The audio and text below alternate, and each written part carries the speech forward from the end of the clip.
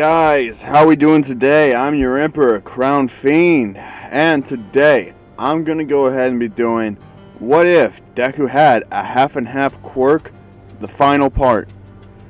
Now, this is just a 3-part series, and yeah, that's pretty much all I'm gonna be doing for this series. And I appreciate all the support you guys have shown this series. I really do appreciate it. However, I am sorry for not putting up a video yesterday. So, all the videos are going to be a bit delayed, but some videos are going to be switched out.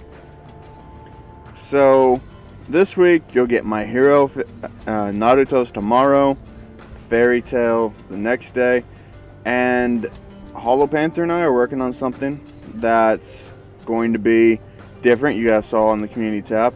What if Natsu and Deku were in Mass Effect?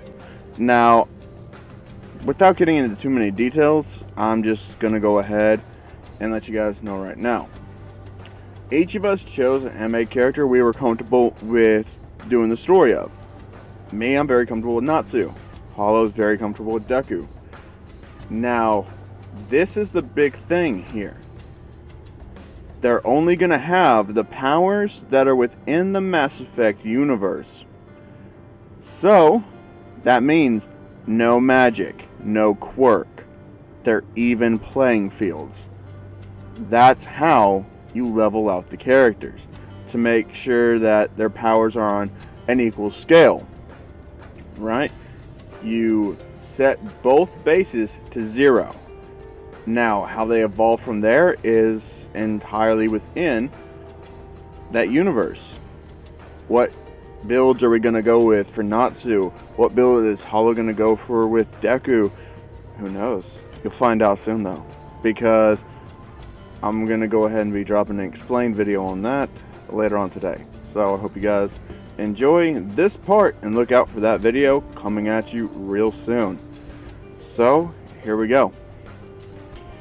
With this, we're going to pick up right where we left off, but I'm going to give you guys a little bit of a recap real quick.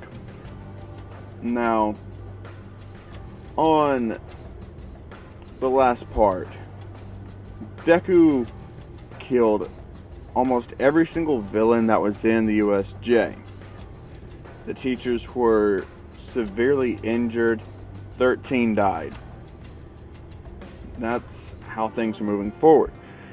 Deku and Hawks have formed a brotherly type of bond.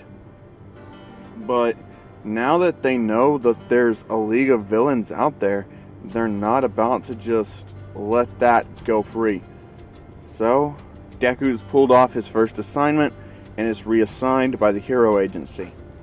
And Hawks is Deku's handler now, which means Deku and Hawks are working very closely together on an investigation into the League of Villains. They want to know, how did a group of villains that size sneak into UA? Well, before that, how did the heroes allow villains of that size to form into one group and convene in one area? That's unacceptable.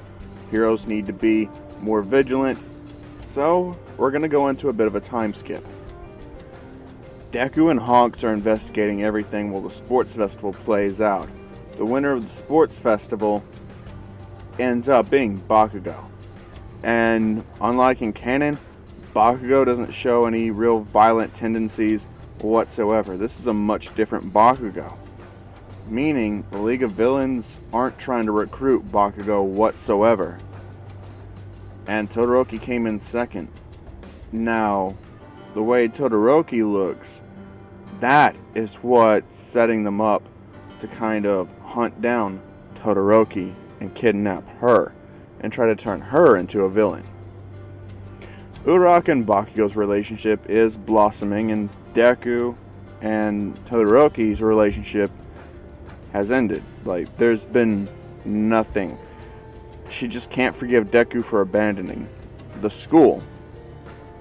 She knows that he was sent there undercover because that's become mainstay information now that Nezu gave it to all the students that were involved within that specific event.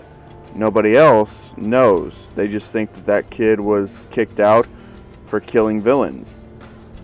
So that happens. Now, Todoroki's talked to Deku a few times while he's on his investigation, but he just can't talk about that, and whenever they try to talk about each other, Todoroki says that there's nothing. Whatever could have happened, there's nothing left of it now. He made his choice. He has to deal with it. So, Deku nods his head, and the two go their separate ways. Deku doesn't contact anyone from the school besides his cousin Uraka, who he's now moved in with, and Bakugo, who's living with them. And Bakugo and Deku, they do spar so Deku can keep on his toes, but Deku doesn't really go all out against Bakugo. It's more so Deku can learn how to hold back than go full throttle. Because when he was a child, all they taught him was destroy, destroy, destroy. No delicate stuff. So Hawks is wanting Deku to learn self-control on such a great scale where he could pick up an ant without crushing it and let the ant move around freely in the air. So Deku's gravity power has to be really refined. Bakugo's helping that. And of course, Bakugo gets great training out of it. His muscles are becoming more well-noticed, defined, bigger. He's really solid now, and his durability is through the roof. Uraka is getting some training as well, as she says that they have a training camp coming up, and Deku says, "Oh, really?" She says, "Yeah, but ever since Ida died, there's been a lot of difficulty trying to determine a place."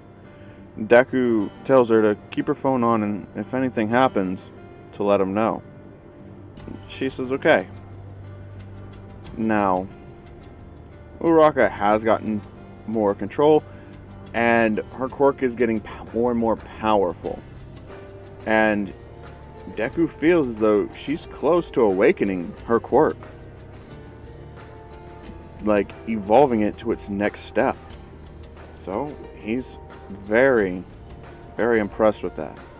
Now, Hawks actually does come to Deku. Since Deku was solely investigating the League, Hawks is now able to investigate other sources that could be connected to the League. That leads Hawks to finding out about Redestro's organization way earlier, and tells Deku that he has it on good faith that Redestro's corporation, it needs to be raided. So Deku just says, "Okay, let's form a raid team." And Hawks tells Deku that he's allowed to pick the people he wants for the raid team. Deku says, "Really? Alright then." So Deku calls up heroes he knows that are strictly business. He calls up Endeavor, Gang Orca. He calls in Edge Shot. He also calls in Aizawa for this one, since Aizawa is such a skilled pro hero and his quirk is really great for erasing people's quirks. Since that is his whole thing, then Aizawa is very much so a no-brainer for Deku. And Aizawa has, healed his injuries, so he is now fully capable of going on full duty mission hero work stuff. Now, with that, it leads into the raid on Redestro's organization, which is all over the news. And he's blaring through things. Like, it's just nobody's business. Deku, he has no time for games. Him and Hawks are just hitting it at a two-pronged approach.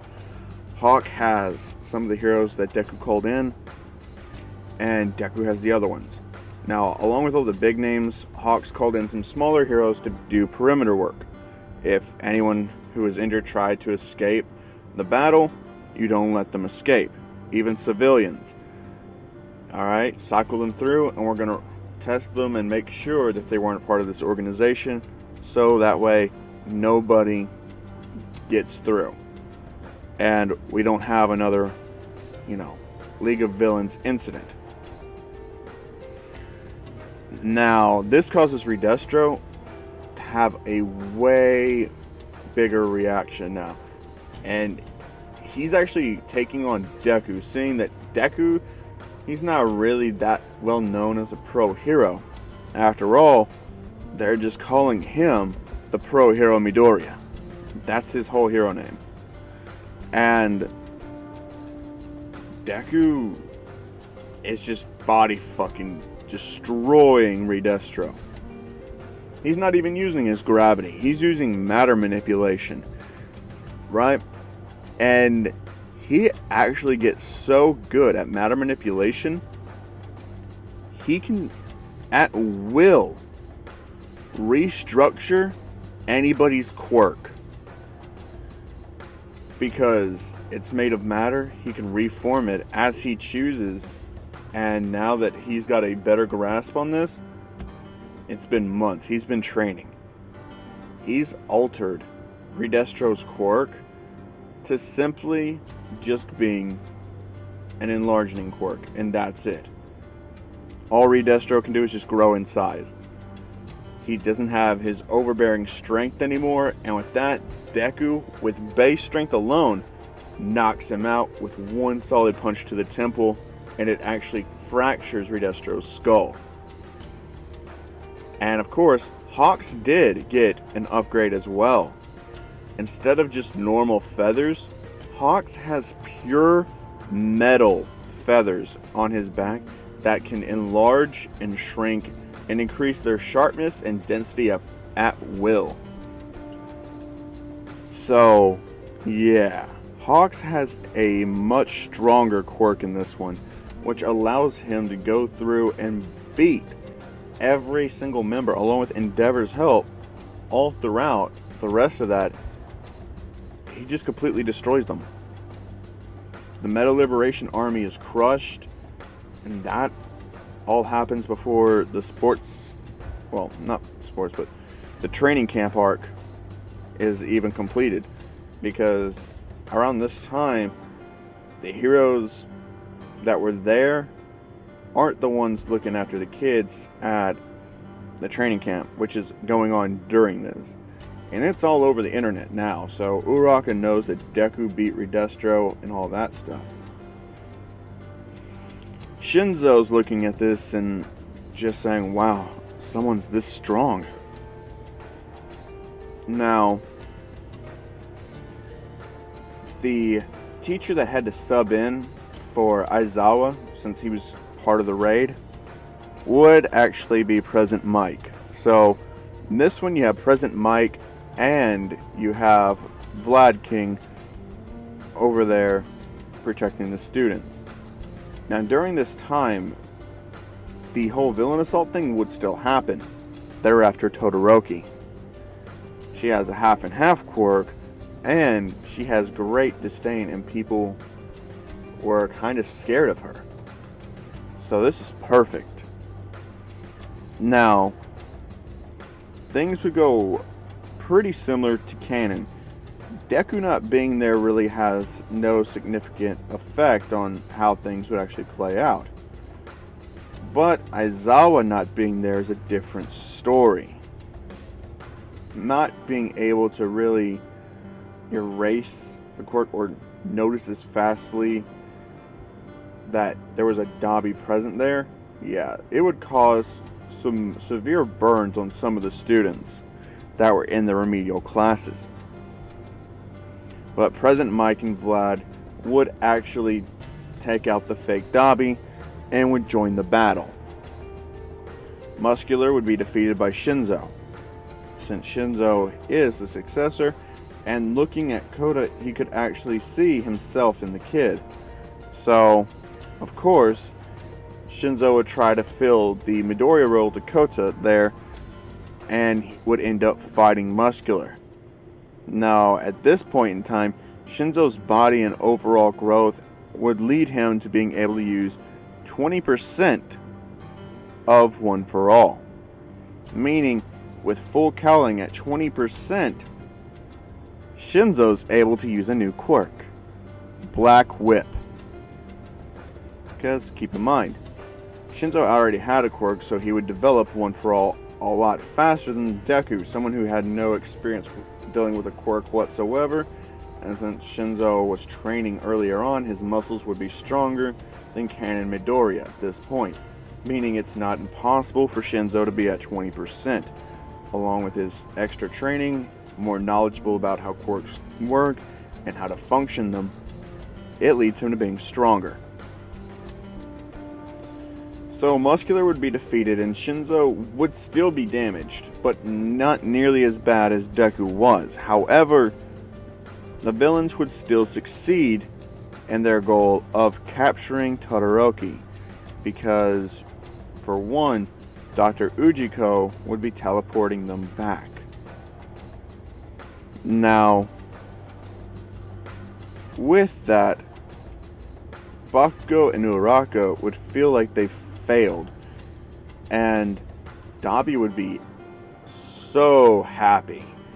However, there is one extra villain that would end up being caught, since Bakugo would actually be stronger than this one, and on his way back he would have taken out Spinner, so Spinner would have been captured from Bakugo in this one.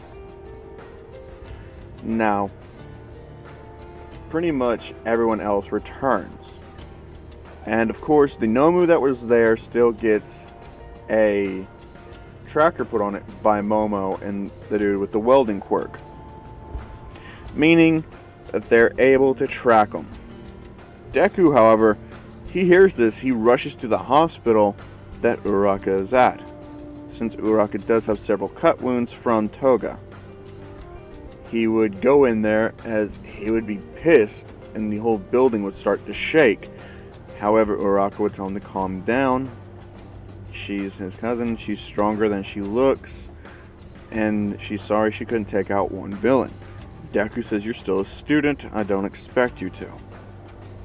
Bakugo would come in as he would say, "Oh, hey." Bakugo would get punched square in the fucking face by Deku, as Bakugo would say, "That fucking hurt." And Deku would say, "Yeah, you didn't protect her like you promised." And Bakugo would say, "Yeah, that's on me." And Deku said, "Look, I'm gonna help you out. Come with me." And Bakugo says, "Yeah, alright." Now, during this whole thing going on, All Might would get the tracker and would start putting together a team, and of course, he's gonna contact Deku. Deku's phone rings, he answers it. It's from All Might. He says, "Yeah, you can count me in on that."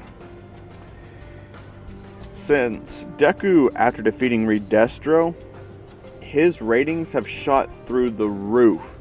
He's in the top 50 heroes now, which means he's catching up. So, throughout this whole deal, before he joins up with All Might, Deku starts messing with Bakugo's genetics. And you guys know where I'm going with this. He upgrades Bakugo's quirk. Now, Bakugo's quirk gets upgraded to the point where it doesn't just take sweat to ignite his explosions. Now, Bakugo can do explosions by manipulating the molecules in the air. Meaning, it doesn't matter what situation Bakugo's in, he can always do explosions. The downside is he has to control the amount of force and area of his explosions more consciously now. So even though Bakugo's been upgraded, he's actually been nerfed at the same time, because now it's going to take an intense a lot of training to be able to handle his new quirk. Well, his quirk's new parameters, more or less.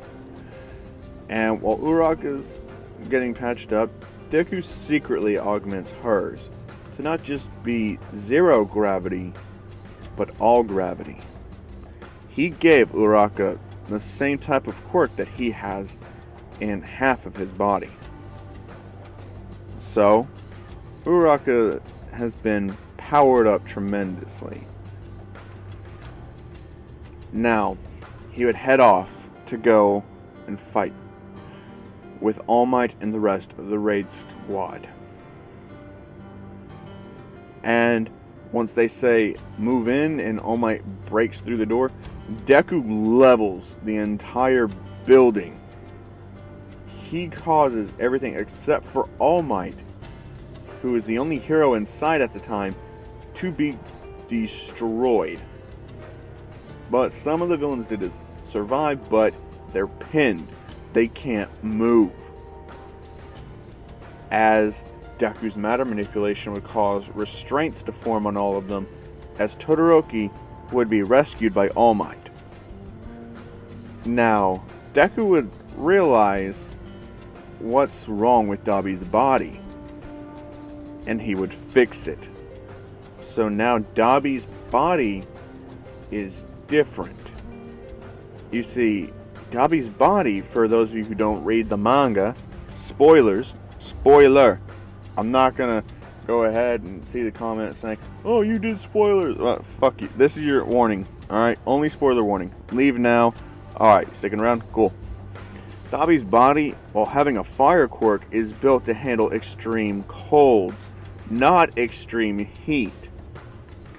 He's the exact opposite of Shoto, someone who's built to handle both. But in this one, her name's not Shoto. And I'm not about to give her the name of Shota, so yeah, it's just Todoroki. You guys can give her any first name you really want to. Now, Deku fixes Dabi's body to where he can handle extreme heats, not cold, but heat, meaning his quirk won't burn his body anymore. Dabi can feel the change, and Deku still causes Dabi's body to shut down though, meaning he temporarily killed Dabi, flatlined him, but then brought him back. And Dabi's still unconscious and very weak from that happening, so it's not like he'll be able to put up any type of a fight. Meanwhile, All For One and All Might are going at it, and All For One sees that Deku's quirk is really handy. Deku had pretty much already known about All For One, so yeah, he ain't about to have his quirk stolen. So he changes All For One into only being able to stockpile quirks. It can't be passed on, and it can't steal other quirks. Meaning, All For One can't take Deku's quirk anymore. With that, All For One realizes the limitations of his own quirk now. And that infuriates him. It leaves him sloppy, and All Might finishes him off. Now that the Hero Agency knows that Deku can re-manipulate and restructure people's quirks, they have a special job for him. Deku ends up buffing every hero's quirk, giving them new parameters and new abilities, and the hero ranking systems are drastically changed. In fact, Deku can even change quirkless people into having quirks now. Meaning All Might is given a regeneration quirk. And there's gonna be something that comes in handy to kind of revive All Might, in a sense. but that'll be later on, so don't worry about that for right now. And of course, All Might is still wondering what's going on with these changes. Endeavor's happy with his, and Endeavor's whole fire changes. It's not that bluish color that Dobby's. No. Instead, now Endeavor, instead of having normal fire or blue flames, he has green flames, which is chemical fire. Now, instead of, just setting his own self ablaze, his body produces chemicals that he sets on fire, and chemical fires can't be put out as easily. Meaning, they're stronger than normal fires, but they're much more difficult to put out. And they burn a lot hotter. So, yeah. That's Endeavor's updated quirk. And as for Night Eye, since Night Eye is required to get his quirk updated, Deku figures the best thing that could happen for Night Eye is to see infinite number of futures, with the only drawback being he can only do it up to about 3 times per day, and he can only use it on 3 people per day. But through there he could see everything, even what would happen if they changed it into this. So now Night Eye is a much better strategist and tactician. Mirio's quirk, since he's not a pro hero, doesn't get a buff. Now, with the League of Villains crushed and Deku now on quirk augmentation duty, Night Eye gets back to his investigation after having his quirk buffed. So, for that we're going to do a little bit of a time skip again. Now we're going to end up going to right after Chisaki left with Eri. You see, Mirio would still allow Eri to be taken back by Chisaki. And this time, Bakugo would be working with Night Eye, since Mirio would have introduced Night Eye to Bakugo, and honestly, Night Eye would like Bakugo a lot.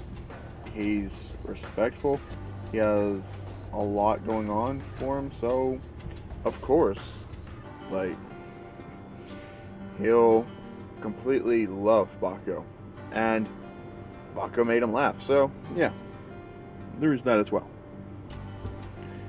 So we're gonna go right ahead to the meeting, because Deku would be called in as he is everyone's top pick to be in a raid team and to help find things.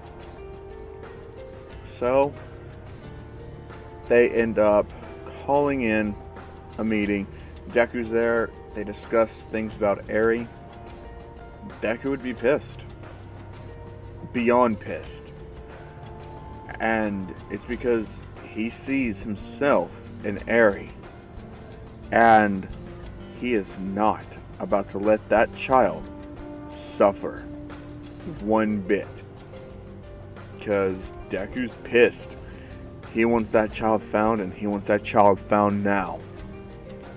So, Night Eye ends up using his quirk, and he uses it on Deku, himself, and on Ryuku, and he ends up seeing what the person looks like, but he can't see anything past that.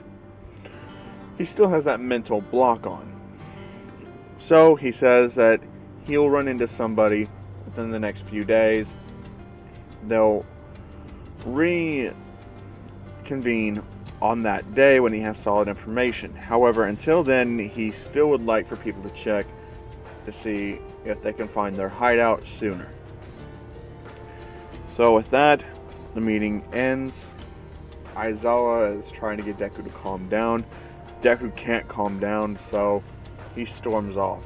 Bakugo tries to come up to Deku, and Deku just gives him the look that says, "I'm disappointed in you."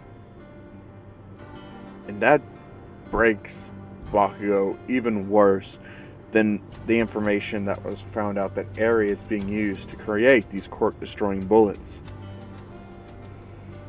Uraraka's heartbroken even worse, so it's just too much. Too much for her. And Uraraka still has no idea that quirk is still within her. She has no idea that her quirk is different now. Because in her mind, she's still visualizing the release of an object by touching her hands, and by touching it to lift it. She's still limiting herself. And Deku hasn't told her that he gave her an updated quirk.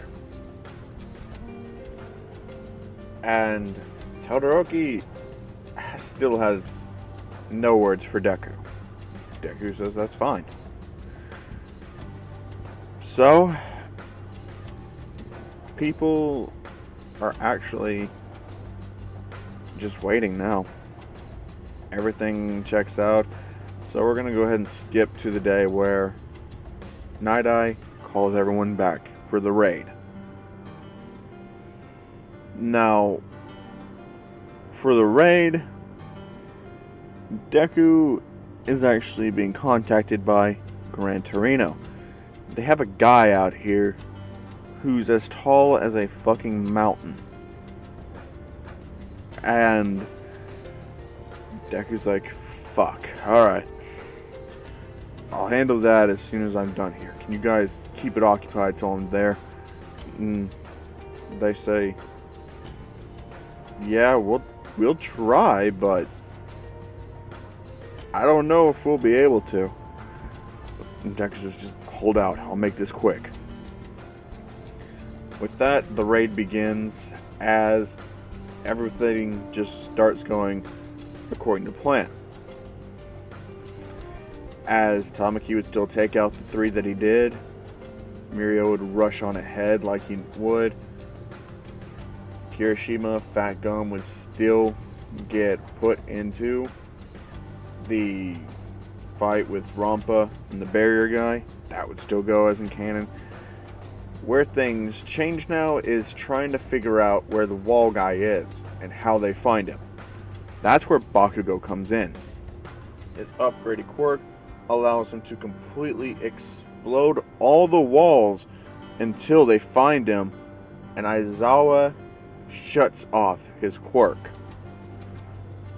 Now, after that, he would be grabbed by Aizawa's scarf bandage and pulled out, and Night Eye would knock him out with that stamp thrown right to the back of his neck, which would incapacitate him. Deku would have his gravity just float him down gently so he doesn't die, and they would keep moving on. Now, whenever the person would try to get the sneak attack up on Aizawa, it wouldn't go so well, as Deku would look at him and say, "Almighty push," and send a gravity field to the guy and sending him flying back all the way through buildings, completely knock the guy out. The dude's barely alive. So they're just like, if you can do that, why are we still running? Can't you just... And Deku says, you know we're below ground, right? And they're just like, fuck, okay, that makes sense. Don't need to have a cave in here. And Deku said, yeah, let's not. So they keep moving.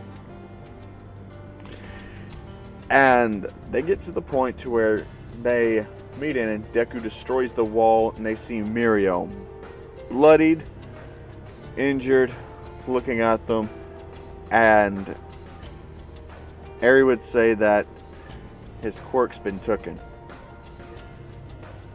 as everyone would look around, and that's when Chisaki would start to fight. Now, Night Eye would use his quirk. Since he hasn't used it today, he can still use it. Except he only uses this on himself. And he sees himself dying. He sees what happens if he's able to dodge it. He still dies. There's no path to where he sees himself living if he fights Overhaul. However, if he doesn't fight him, he sees what happens when Deku gets angry. So, Night Eye chooses to fight Overhaul. He doesn't want it to come to that. And the fight goes just like in canon, and Night Eye dies. He gets impaled with debris. Now, Deku is pissed, but he's still somewhat in control. As such, him and Bakugo tag team Overhaul. Bakugo's blowing up all the debris around them. Eri is right there behind them, and Deku put a gravity field around her to where nobody could really get to Eri. So, with that, he has to focus his gravity half solely on that force field and able to keep it up. Otherwise, it'll go down, and he can't allow that to happen. But Deku can use matter manipulation. And he's not gonna just change Overhaul's quirk. Oh no. He uses Overhaul's bones and rips them out of Overhaul. So, Overhaul dies with his skeleton being pulled right from his skin. And it's crystal clean. There's no blood, nothing. It's just his pure skeleton as his flesh drops down into a pile of organs, muscle, blood, veins, you name it. The only organ that's still inside of the bone structure is his brain. So, yeah. Chisaki dies a brutal death. Everybody finishes up here.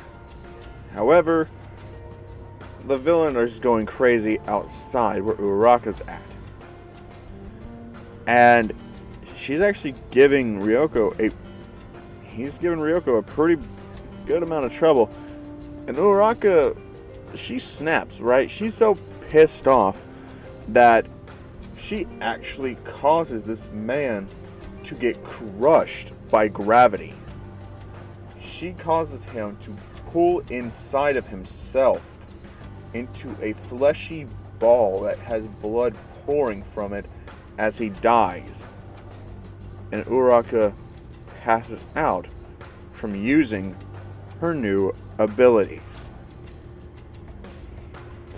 As Eri comes out, she's blindfolded, of course, because they don't know what type of scene's going to be up here, so yeah. Eri is sent to the hospital. Her quirk never activates, but Night Eye is buried profusely. You see, the future Night Eye saw if he didn't fight Chisaki is Chisaki would have ran his mouth about how Eri was his property, and that would have pissed Deku off. Deku would have lost control, and he would have killed everyone, including the girl. And that would have weighed heavily on Deku's mind.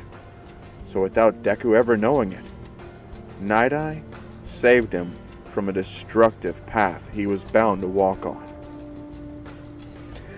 Now, when he fights Jigato Makia, getting over there, seeing that everyone's pretty much on their last leg, Deku, he does universal pull and then almighty push. I'm just saying that's not the actual moves he's using, but it's just giving you guys a visual of what he's doing to Jigato Makia. Now, with that pretty much ends up being all of it. Deku works with the Hero Agency and eventually becomes a member, along with Hawks, who chooses to leave the hero life behind and help grow new promising heroes the right way. Since him and Deku both know how things are going to go down if the Hero Agency doesn't change, so they take up the positions to change it from the inside and give kids that are being brought in here and raised up as heroes better lives and more freedom than anyone on the ground. They want these kids to soar through the air. And that's it. Hope you guys have enjoyed. I've been the Crown Fiend. As always, have a great day. Peace.